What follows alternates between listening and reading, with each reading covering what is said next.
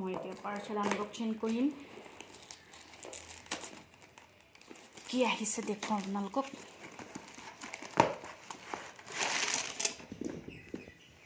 এয়া non stick tower এখন order দিছিলোঁ এইখন আৰু এইটো এটা মোবাইল থবলৈ এইটো হেৰি দিছে কেনেকুৱা হয় নাজানো ইউজ কৰি চালে গম পাম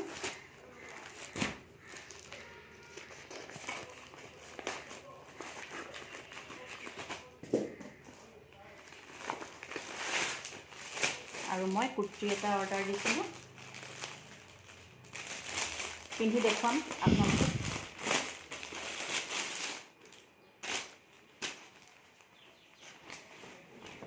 এইটো পিন্ধি দেখুৱাম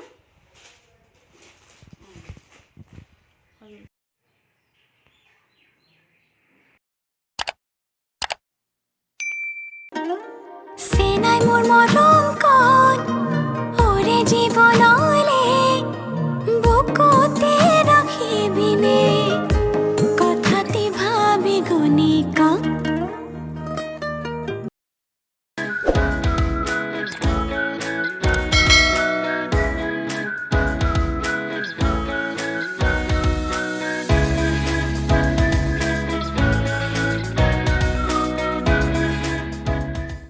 ঘৰটা খাবলৈ যাবলৈ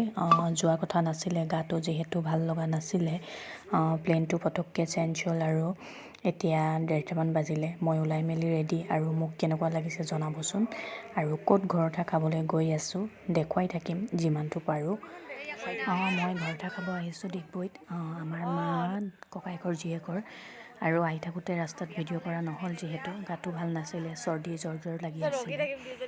ভাত খাই বৈ মেলি আমি আজৰি হ'লোঁ এয়া দৰা কইনা আৰু গোটেইখিনি সম্পূৰ্ণ দেখুৱাবলৈ যিহেতু নহ'ল নহা মানে কোনো